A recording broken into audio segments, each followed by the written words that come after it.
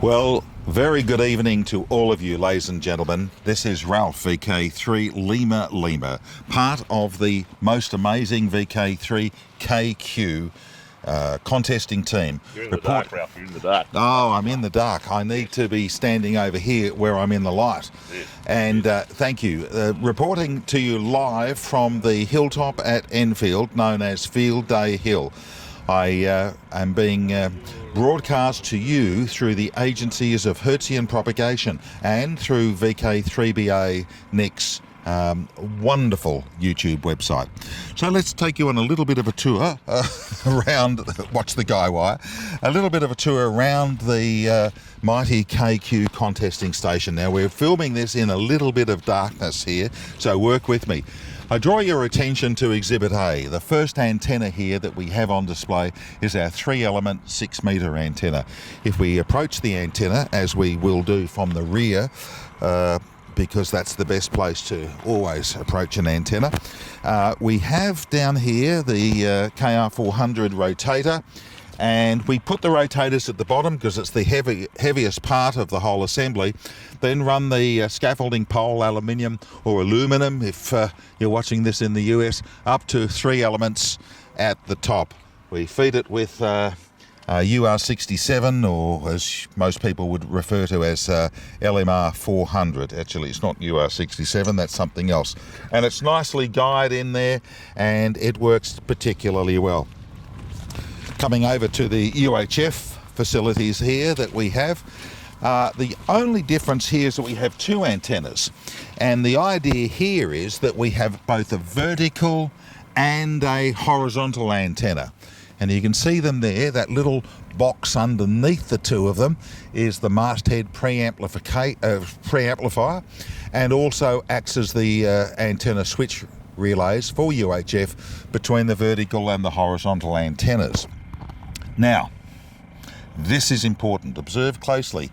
The compass module, which is about halfway up the mast, this allows us to provide precise control of the directionality of this antenna to within 1 or 2 thereabouts degrees. So it gives us, as long as that compass is pointing in the same direction as the antennas, we can get absolutely perfect synchronization with our directions. Now, of course, we have the KR400 back down here at the bottom. Again, the same thing applies. Heaviest weight down the bottom so that it's not top heavy. Very important in difficult weather conditions, as we often get here on this vast bald hill. Just down the road here we have a HF antenna. We use this as our go-to antenna when we get a bit bored with VHF and UHF. It's a fiberglass mast with a wire coming down. It used to be a 40-metre antenna up until about 2 days ago when a strong wind came through, and it's now become a 20-metre antenna because it broke halfway up. So it works very well. We're quite happy with it. Great on 20 metres, not so good on 40. But we had a fantastic night using it on 40 metres before it broke. Right. Coming over here to the, have we got enough film left? You'll have to get this down to the chemist shop to get developed. So this is the operator lounge area here. Very elaborate. Very elaborate, indeed it is. This is where the operators are all invited to sit and share their experiences throughout the day. You know, what DX contacts did they have? What were the highs and lows? What would they improve? How would they change things next time? We ask all these questions here at the KQ website, KQ Field Day site, because we want to embark on an experience of self-fulfillment. You're taking donations, bro? Check what's your mobile number. Donate now. If you're wondering, this is water, and this glass down here is not. Barbecue over here. Yes. This is one of the accommodation suites. Yes. Won't let you look inside there, but there's actually 4 bedrooms in there and an ensuite, shower, toilets, the whole facilities, yes, which we look after our people that come up, yes, and join us on the field day site.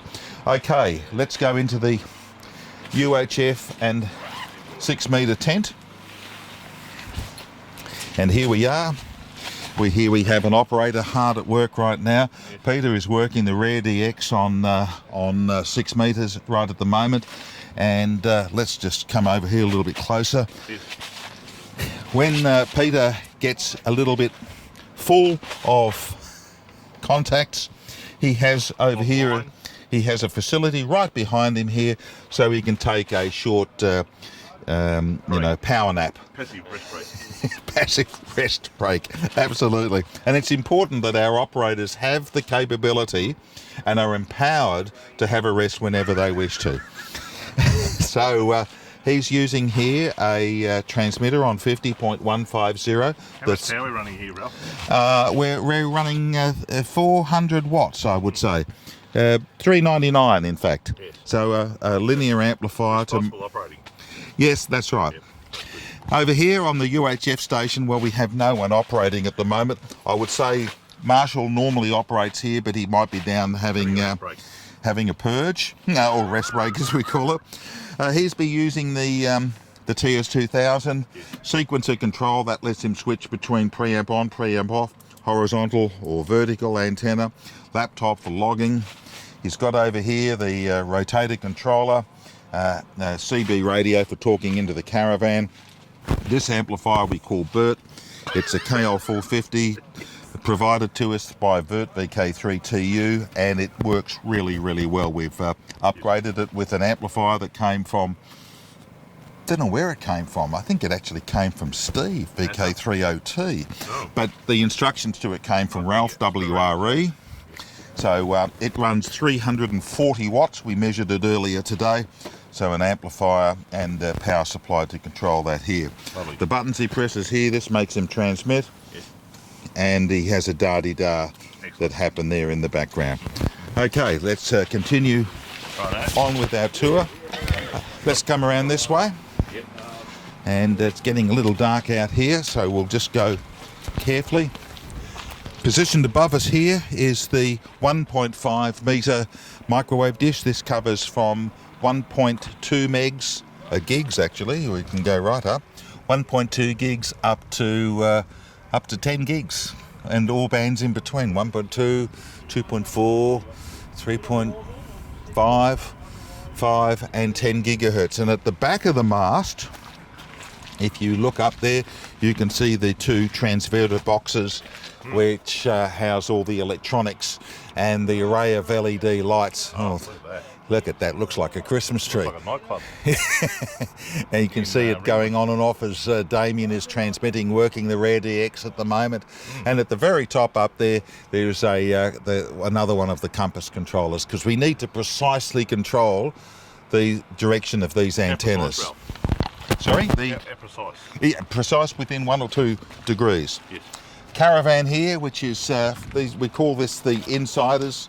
This is where the insiders can sit, and we can see Damien operating there, Yes. hard at work. Yes. And we'll continue down this way a little bit. Dual power feeds coming in here. Oh, yes. This is for the shared circuit. This is for the outsiders, as we call them. 2 generators over there. We have a third one over here, which you can see. Oh, it's in the darkness down there. All of the coax cables, compass controls, the motor connectors, etc., coming through panels in the side of the caravan here. This is the 2 metre section. Similar to the microwave section, we have these strong steel posts which are assembled, and then there's a motor at the top that allows us to winch the whole mast quite vertically. Doesn't really need guy wires, but we put them on just to be safe. And then next door over here we have the Ballarat 9050. I think it's a 9050, not quite sure, but a Ballarat HF antenna just in case. And in the middle, of course, the weather station, just to keep an eye on the wind direction, temperature, humidity, outside the van. We get a lot of wind happening inside the van as well. Which way should we go now, Nick? Through here, or should we go round? Have we been inside? We'll go inside, We'll go yeah. We'll go inside. We'll go around this way. You can see that there's a few cars parked up here. Oh, where's the generator farm, Ralph? the generator farm. There's one back there, and there's 2 generators down this way. These are phased together. We won't go all the way. Oh, look, over here, just at the moment, we have the 6 metre operator is, we call that purging the buffer. He has a, he clearly has the need to empty out the excess inputs that he's had. So yes, 2 Honda EU20s, providing us with 4 kVA of operation. These are phased together and fed via 2 lines. There's also a dual fuel tank, which is only running one of the units just at the moment, but that works really reliably, very easy to start. If you're building a field day station, absolutely can't recommend these more highly as the most reliable source of AC power that's available. We also have a power line filter that sits right here, and this ensures that we have no common mode currents, and also any residual hash that's on the line from the inverter generators is suppressed, so that the HF particularly is nice and clean. We don't tend to use HF very much here, but if we do, we'll put that on. Life begins at 2 metres. Sorry, life begins at 2 metres. Life begins at 2 metres, that's right. Well, maybe 6 metres, the magic band. Yeah. So to complete our demonstration and tour of the KQ Field Day team, let's do the last part of the tour, which is inside the van itself. So starting with the outside of the van, we have right here the Ethernet cable that comes out of the van here and is connected across to the tent people, as we call them. And we have a shared AC socket that comes out of the van and feeds across. So let's go in here, and we can just give us a little bit more light out there for next time. So coming through in here between Marshall, VK3 MRG, and Graham, VK3 Romeo Quebec, we have what we call the 2 metre station. So this is running a IC 9700. From an RF perspective, it feeds into a LD Mast amplifier down the bottom, running 400 watts output. That's the LD Mast amplifier. We have the controller over here which selects the different frequencies. So as you can see, we're operating 150, 160, 170 and so forth. That controls the radio, and to transmit we simply press the touch screen and it's on the air.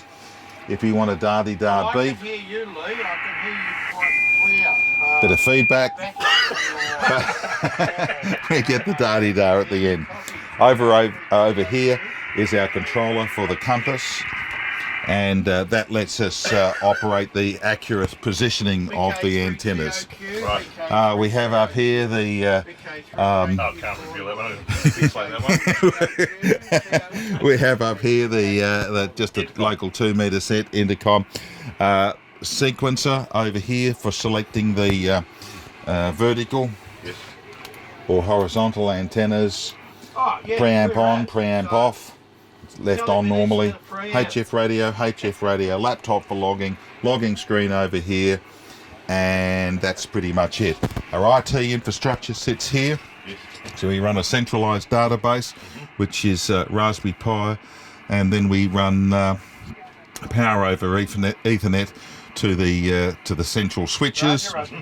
These connect out to outside, and sitting inside there is our Wi-Fi modem, dual diversity reception, LoRaWAN system here for backup, 10 meg reference over here. What's this, bottle? That's just water. There's just water inside there. And by the way, if you believe that, I've got some great beachside property you might be interested in as well. Fan here, so for a bit of air circulation, sometimes it's necessary in here. 230 volt distribution in this panel here. What have we got here, Ralph? 10 meg reference. 10 meg reference. Watch me do this as Damien is on the air. Oh no, I can't do that. We've got a 12 volt distribution system at the back there. There's solar panels on the roof, two big 230 VA batteries in the ampere hour batteries in the base. Damien's hard at work here, and so what he does is he simply presses the mouse and positions where he wants to point his antenna. So if he wants to go to Morwell, just show them Morwell. He just clicks there and the antenna is now pointed automatically to Morwell. And he gets a path plot along here of what the path looks like. So we're at this end here at 440 metres. It's good, then it drops away. Probably in there is the bay. Yeah, you can see it going through there. And then at a few smaller mountains over there. But fairly well, a good path for him on the microwave frequencies down to Morwell at the moment. If he wants to go to Mount Gambier, he clicks it over there, and the same in reverse. So it works very well. He's actually got a radio in there, although you would never know because you don't actually touch it. His radio sits right at the back there. Oh, yes. And he never goes anywhere near it because the whole thing is driven by this control here and the compass, the antenna rotator positioning system here. He doesn't have to work the radio at all. He could be asleep. He can operate the radio, the preset frequencies, 150, 160, 170, and the bands. If he's on 1296, 150, he can go to 10 gig. 10 gig. 10 gig, please. Sorry. He presses 10, and he's now on 10, 368, 150. If he goes to 5.7 gig, 5.7 gig, please. 5.7, 5.7. There it is. 5760.150. It's a 57, yeah, well, you know what I mean. 57, yeah, whatever the number is. 5.7, 3.4, 2.4, and 1.2, 1296, 23 centimetres. So that's how Damien operates. Fridge here, which contains various important facilities that we tend to keep. There's some sausages, cans of Coke, and of course, because we've got a freezer, we always carry a stock of drumsticks with us because you need those, especially on summer field days. Not so much this weather. Got a oven here, stove over here, fan system, coffee maker here, and a fan in case it gets a little bit too hot. That brings us to the end of the tour this evening. We hope, we'd like to thank our sponsor for this evening, SpongeBob SquarePants, who sits above us all up in the upper regions of the caravan, and we trust him to look after us. So thanks very much. This has been Ralph VK3 Lima wishing you best 7 3s and all the good numbers.